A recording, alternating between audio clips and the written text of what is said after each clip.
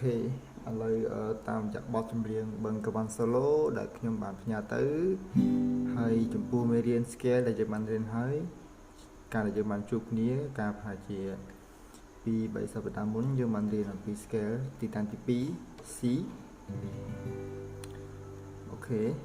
អញ្ចឹងឥឡូវយើងមើលនៅក្នុង scale របស់យើង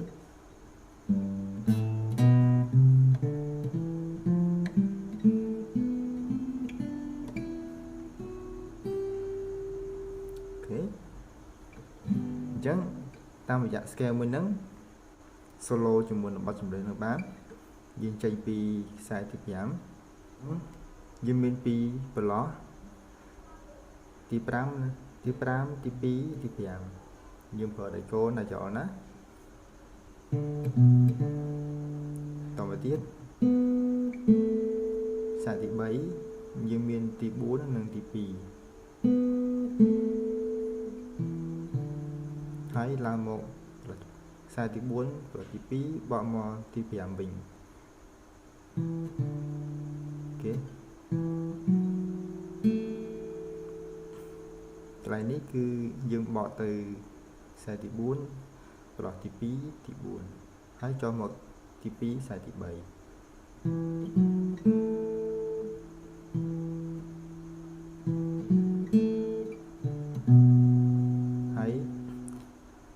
បងមកទីតាំងដំបូងដែលយើងលេង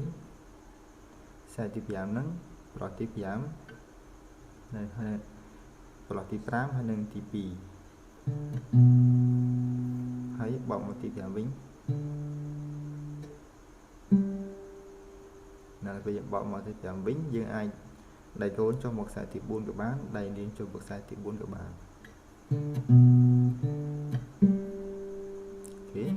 តើបើយើងចូលមកដៃកូនយើងអាចចូលមកគាត់ G បាន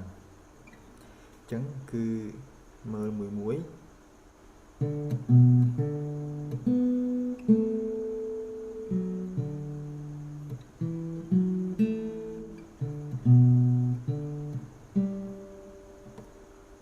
អូខេសាថ្មី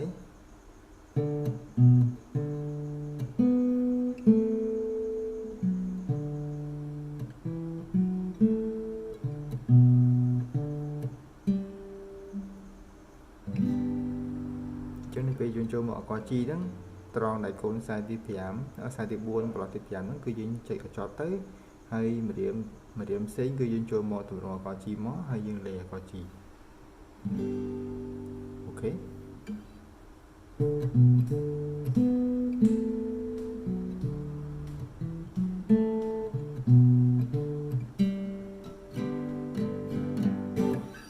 បឹងកវ៉ាន់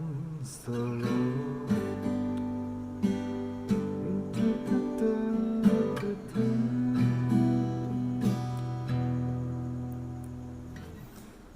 solo